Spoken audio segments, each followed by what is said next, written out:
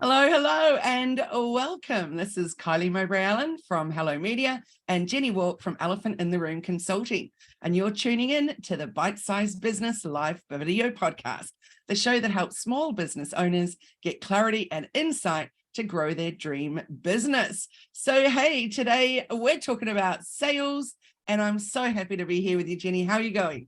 I'm amazing this week. Thanks, Kylie. It's so good. This is one of my favorite topics. I know we don't like talking about selling, but I actually love this topic. It's one of my favorites, but particularly for new business owners.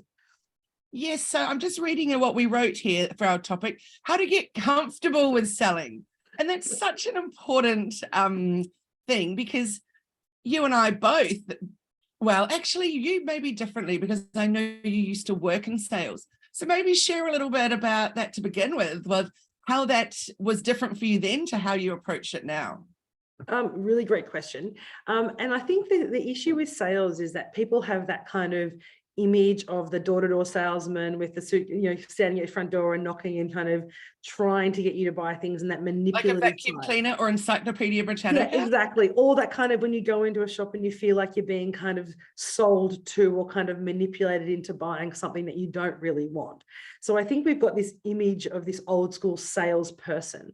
When I was a sales manager, I was a sales director for over about 10 years, working for Royal Melbourne Show, but also for leadership and development companies doing psychometric testing. And so the conversation we were having is, as a salesperson, our job is actually to match our products and services with the needs of our clients. So it's actually not about selling them something that they don't need. It's actually about providing a solution that's going to meet a need. So when we think about selling, it's not about selling something and saying, hey, buy this widget, buy this widget, buy this widget, you need it, you need it, you need it. It's actually about saying, what's the problem that you're trying to solve, and how can my product or service actually help you do that? And when we change that frame of reference to say that we're not actually selling something, but we're actually solving a problem, and we happen to do that with a value exchange of they pay us and we give them something, it changes the dynamic and the way that you approach the whole sales process. Doesn't it just? I was at an event last night, and this guy was asking me how things are going, and anyway, he's like, now that you're not doing the in-person and you're doing the face-to-face, do you find the selling part harder being online? And I thought, oh, interesting question. I'm wondering why he's thinking that. Anyway, he was an older man, and so I wondered if maybe, this is quite foreign. And I said to him, how it works for me is that I put out free stuff. So I do free workshops or free whatever it is, so that people get to see me in action. Then if that feels like a good connection there, that they like my vibe or something I'm saying really resonates with them, and they think, oh, maybe I would like to work with her, then they have the option to book that discovery call. So I feel like by the time that I'm on that discovery call, all I need to do is show them in one way how I might be able to help them in their business. And therefore it's done. They either decide, yes, I want to work with her, or no, I don't. Yep. So I feel like the selling piece is being completely removed.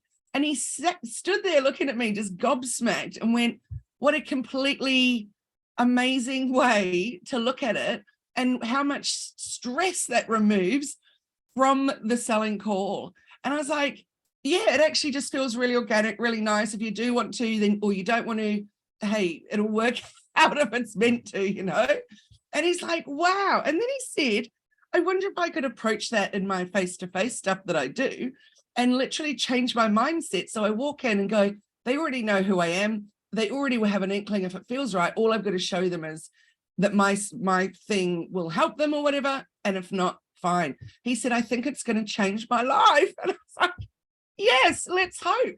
So Jenni, I'm totally with you. It's about taking the stress away and of the sell, and literally just turn it into, how am I going to help you? But the reality is that selling is a key part of business. You cannot have a business unless you sell it. So absolutely. Sales doesn't have to be, you could do a value exchange, you could barter, you could do time in lieu. There's a whole different ways that the exchange is often related only to money, but the sale is actually more than just money. But a sale is essentially how a business gets revenue, right? Unless you're a not-for-profit and you're getting funding or you're getting donations or philanthropy, sales as a requirement, because it's actually the provision of a service or goods in exchange for money or revenue in order to run your business, make a profit, take a wage, pay staff, buy product, all those things. But we get caught up in this idea of selling rather than saying, what is the purpose of our business? And it's come about from that idea of that widgets, when you walk and I guess for me, when I was working for the Royal Melbourne Show, we had 385 stalls that I needed to sell or fill in order to create a Royal Melbourne Show that people wanted to come to. And there was enough commercial operators that people were like, oh, I'm interested. That made it interesting. But I didn't actually go out and sell any of those. We basically said, we have 385 spaces. If you have a product or a service that you think Victorians want to see and you want to promote to, come along. What my job was about curating that. We didn't want to have 85, henna tattoos or massages. So we limited the numbers of those. So when people came through, they had a balance and they could have what they wanted in products and services. So that sales process, I was facilitating a sales process for our end clients, being Victorians and people coming to spend time and enjoy the Royal Melbourne Show. It wasn't actually selling the site, it was selling the experience at the other end. And by changing that conversation for us, we actually had record sales and record outputs, because people started to see the value of being part of the show experience, right? And so this idea of saying, I need to get revenue to run a company, because that's the way business works. And if that, I have to sell my product. But if you change the mindset like you've done and like I've done, to say it's not about selling, it's about providing a service or a product that the client needs, that's going to solve a problem for them, make a solution, create a new way of seeing the world, whatever it is, then the sales piece just becomes the transaction at the end and not the process. But we spend all this time going, how do I get my sales process to work? And that's the wrong question, I think, that people are asking. Beautifully put, that the sales piece is just the transaction at the end. I absolutely love that. And that example you gave of your experience with the Melbourne Show is so perfect, because you're right. Because for me, if I'm a product-based business or doing henna tattoos or whatever, then I need to get in front of a gazillion people, and you're offering me that opportunity. So the fact that I need to pay for that, and yes, what is that amount going to be, et cetera, is it possible for me at the time, all those considerations. But at the end of the day, if my business needs to be in front of those people, then I have to find a way to make that work. Yeah. So I think that's just gold. So you did right. You're not selling it, are you? You're offering something that might be a great fit or might not. But we think about that. I mean, if you wanted to get really into the nitty-gritty, every time you post on Facebook, whether it's a call to action or just an information post, you're selling. You're promoting your business, you're telling people what you do, you're creating trust, you're building value, and you're engaging with your community. So that's actually the sales process. So if we wanted to get real, the reality is everybody who posts on Facebook or any social media every single day is selling the process of selling. What happens is they look at their conversion, how successful their sales are, is how many people are clicking, writing, so you could actually argue that if your purpose or your intention of the sale was to get a comment or a like or a call to action, that's the end of the sales process, because the process is, I'm giving you something and I want you to do something in exchange. That's sales. But what we're saying is that's the first step in our process. And after that, like you like what I do, you click on my link, you make a comment. The next thing you do is you go to the next part of the process. The next sale is the discovery call. When the discovery call is done and that sale is complete, then they might choose to give you money or not. So there's actually several points of sales throughout a sales process if we get real about it. But we don't like to think that, because then all of a sudden we're selling all the time. But that's the reality of being in business. Whether that's a not-for-profit, a charity, or a for-profit business or a social enterprise, we need continuing value exchanges in order to survive. Beautiful. Continuing value exchanges. I love it. Yeah. Jenni, what about my hard and fast rule of the 80-20, where in terms of your social posts and your, even your newsletters, etc. So I it's not like anyone ever told me this was the hard and fast rule. I made it up myself, but I've lived by it for a very long time, which is that 80% of the time you're edutaining in your posts and 20% of the time is when you're selling. Because what I found was people would set up their business page and they'd think, oh, got to get sales. So boof, boof, boof. And they just pump what they do endlessly. Buy my thing, grab my course. It's like, why? What's the reason for me to continue following you when all you're doing is selling at me?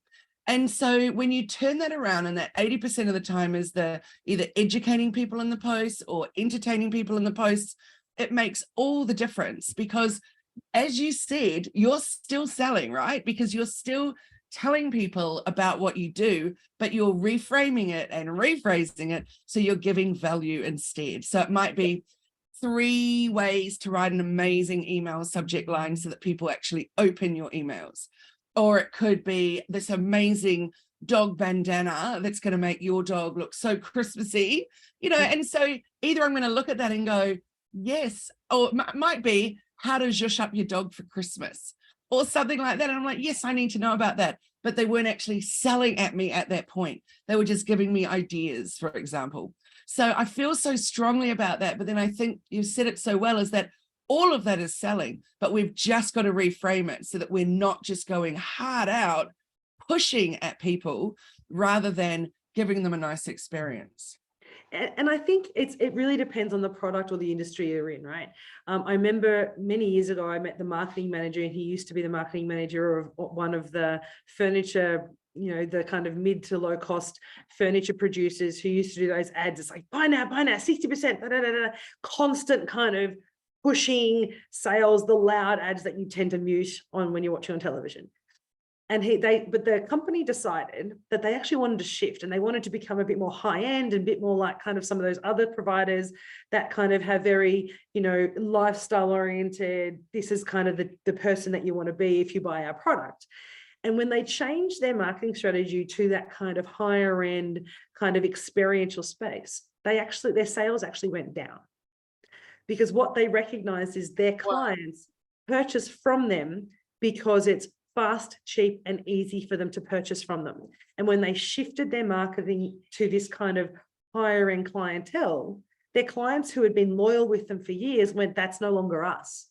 Right. So I think it's about recognizing what do your clients want and what is the product you're selling. If you're selling high-end coaching or coaching packages that are big 12-month coaching packages like you and I do, our clients are not looking for to being bombarded and sold to. They're feeling they lack confidence. They're probably sitting in some imposter syndrome. They're not quite sure what they should do. And they want to feel like you're a safe pair of hands. So for us, that edutaining, that information, that value exchange of here's some information to help you build confidence. So when you're ready and you're able to kind of make the leap, I'll be waiting for you. And they know that. So there's that kind of safe pair of hands process. Every time they open an email, every time they put a comment on, we have a value exchange. We're going closer along that sales process, closer every one of those individual sales until we get to the point of them doing the financial exchange. Versus somebody who's like, my job is to sell high volume widgets. High volume widgets at low cost is not about experience, it's about quick sales. And that's okay. So you just need to understand where your market is and how you want to do it. And if you know that and say, my clients want X, give them X. If your clients want Y, give them Y. Don't try and change your clients. Match the way that you sell to what your client needs. Beautifully put. And was that example that you gave, was that rugs? Did I remember? No, it actually wasn't. It was one of those it was a furniture, kind of a big box furniture store. Right. So in my mind, I turned that into rugs. There you go. But maybe it's because I remember those Cyprus Persian carpets and they're really full on boom, boom, boom. But it reminded me of, there's a guy in our main street of Bangalore that's a rug shop, and very, very glorious high-end rugs, antique, just stunning, stunning, stunning rugs brought in from, I don't know, Turkey or somewhere glorious, and $1 bazillion. So when I was chatting with him some many, many years ago, and I said, you're in it, because he's like, oh, I've got nothing to post. I can't post anything because, what do you do? Just here's another picture of a rug. Here's another picture of a rug. And I said, actually, the reason I would want to follow you is because A, I've bought my rug, or B, I'm looking to buy a rug. But either way, you need to keep me following you. So what you want to do is talk to me about things like how to look after your rug, make sure you don't vacuum it too much, or don't vacuum over the same spot, or use a setting on the vacuum, or whatever it is. How do you mop up a red wine spill? You know, all those kinds of little tips that you can be sharing to keep me following along. Then when a friend of mine says, I'm looking to buy a rug, can you think of anywhere? And I'm like, yes, you're top of my mind because I've been getting so much value and enjoyment from your posts. So that's it. If we turn your example into rugs, and then those are cheaper rugs, it's like, you know, they're sending lots out the door all the time. And those people might be buying more rugs. Maybe I need a runner, I need one for the bedroom, or actually I've changed my color scheme, so I'm going to get another one now because they're cheap enough to do that. Whereas this is a completely different type of business with the high-end rug.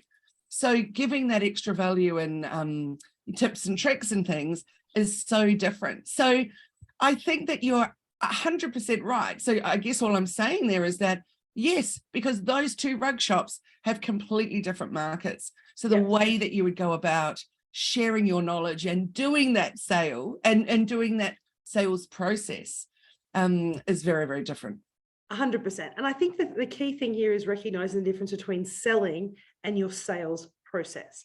Your sales process is how you build engagement, how you get people to be interested in your product or services, how you actually move them along their buying journey from, I don't think I need this, to I might need this, to, oh my gosh, I can't live without this, and you're the one that I need. That sales process of actually changing their mindset needs to match their journey and their position. So if they're at the very early part of their journey and they're still just exploring, that edutainment and that information is critical, because we're actually creating the need for them.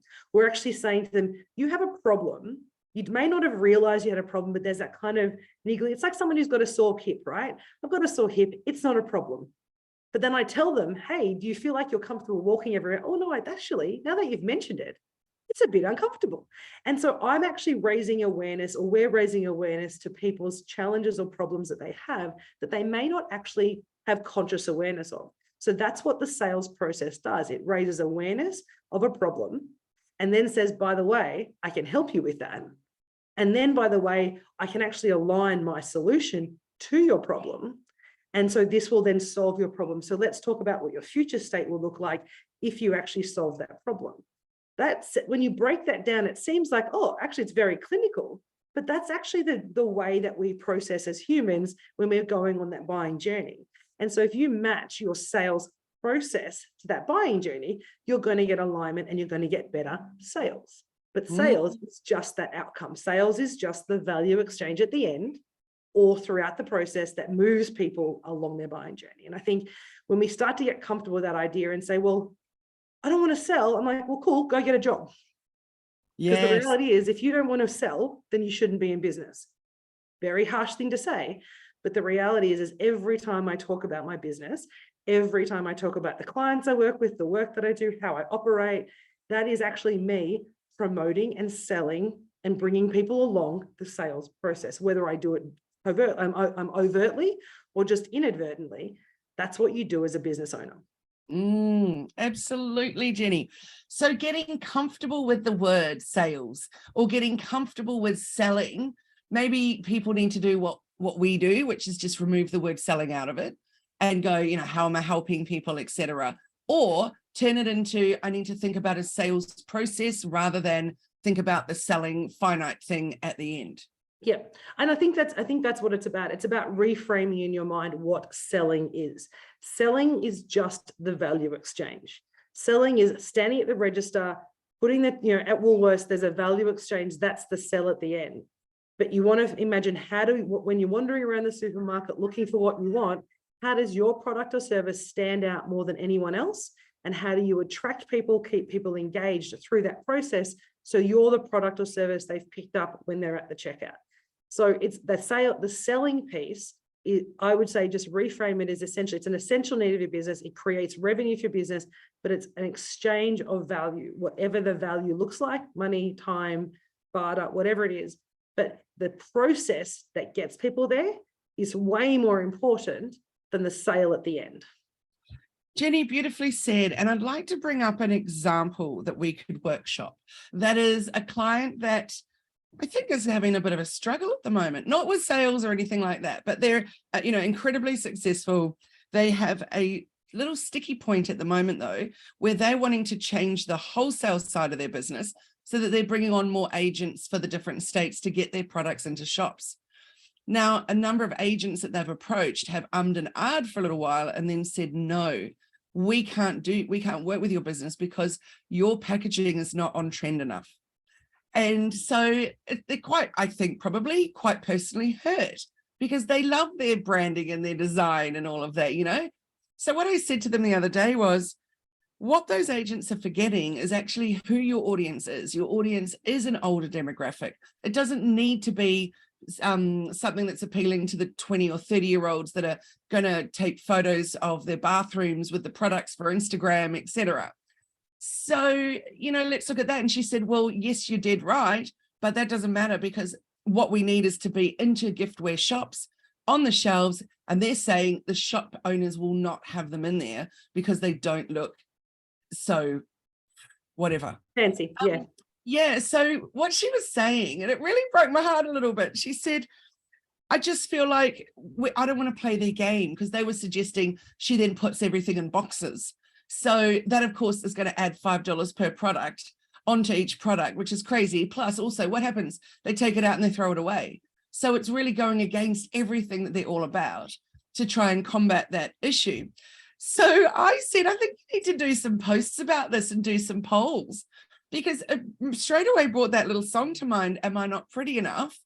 And I thought that's really heartbreaking, isn't it? Because at the end of the day, she kept saying it's what's inside the product that's so important. Our product is phenomenal. Many, many products that they have, all made locally, et cetera, et cetera.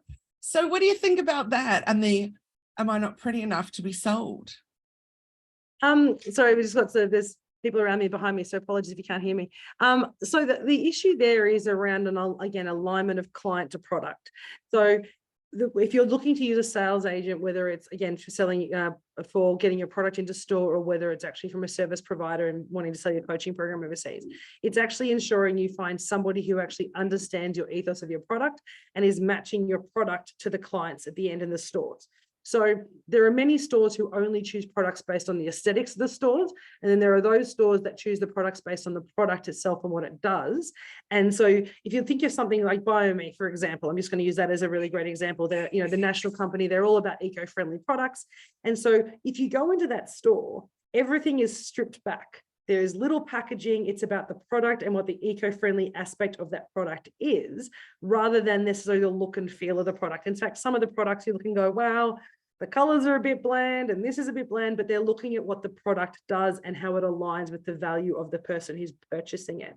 So it sounds like in this particular instance, the salesperson is looking at the high end because they're looking at higher costs, higher sales value, rather than looking at aligning the product with the actual client. And so this is where because for them, they're saying, I can sell it at a higher price to a higher end store, which means less sales for me, less work for me, versus saying, how do we find the right niche and the right market alignment that's going to actually then do the value exchange and not care about those things? So I think to your point, exactly, it's aligned, that sales rep is not aligned to the product or the business. And that's important because whoever's representing your company, whether it's through a sales process or whether it's through a sales rep or online, has to represent your company. And if you've got someone who doesn't do that, then it's not a good fit and you're not going to get good sales anyway. Dead right. It's about totally aligning yourself with the right people, whether that's the agent, whether that's attracting the right customers, etc., for you. So yeah, absolutely. It's definitely an interesting piece, isn't it? And that's going to be a little earwig in my brain all day, that song. Am I not pretty enough? But yeah. I agree. And so what I'd said to her was, at the end of the day, that's not your market, clearly, if they're caring about what the packet looks like. And it may be in some respects, and they might say, look, we've got a client who wants high-end packaging, and I'm going to have the same product with a different packaging. And in doing so, I'm going to increase my revenue and increase my cost. but that's a choice that you need to make. And it's not just about a packaging price. If you're changing the packaging, then it changes your whole cost structure. And you have to then look and say, well, if this is my base cost, what is my sales price? And then who is my market then? So it's actually just adding packaging doesn't actually, you have to then rethink your whole pricing structure and business model, not just add packaging. So it's a bigger decision. So that says also to me that the sales rep doesn't understand that whole cost structure of running a business. They're only looking at the end product. And a really great example at the moment, and I love the recyclable containers for, like with my detergent and stuff, I buy large containers and I put it in a glass jar, which I refill rather than buying the small bottles. An example, Morning Fresh has just created a replaceable, like a ceramic jar that you can actually pump action for your detergent in your sink. So I used to have a little one, like a glass one, but this is actually quite a good size one. And it's designed so they're going to be actually selling refillable packages into that. So they've changed the packaging to suit someone like me that likes to have this permanent thing sitting on the sink. It looks nice. It's not hidden underneath. It's more convenient. So they've changed their packaging, but they changed their price point for that particular package. Now, someone like me likes to buy that. Someone else is like, no, I just want the standard white bottle with the green lid and don't care what it looks like. So they're two different markets, and you have to price it and position it according to who that market is. Really interesting, Jenny, because as soon as you started mentioning that, I thought, oh, wait till you hear about these. Clearly, you don't know about these yet. But one of the members in Positive Passionate Businesswoman has a business called Good Sheet. And it's not sheets for linen, it's sheets for washing. And so they come in completely compostable packaging. You literally just tear one in half, pop it in, and it's done. So you have no original plastic bottle even that it came from. Yeah, they're amazing. Those. I've been using them for about a year now. But what I also love is that they get delivered to my house every 3 months. So another thing I just don't have to think about. It's so awesome. And so therefore, interesting thing is that I never actually looked at the price and did a price comparison. Others would, I'm sure, but for me, I loved the fact that it was compostable, completely zero waste.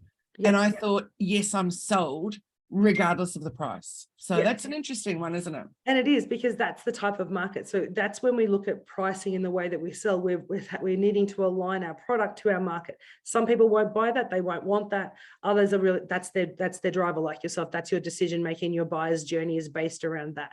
So this is about aligning what your product is to the person you're actually wanting to use it or engage it at the other end. And unless you do that well, there's always going to be disconnect. Yes, absolutely. Well, Jenny, as usual, so great chatting with you, and enjoy the rest of your retreat there at Mount Tambourine. It's a very, very glorious spot.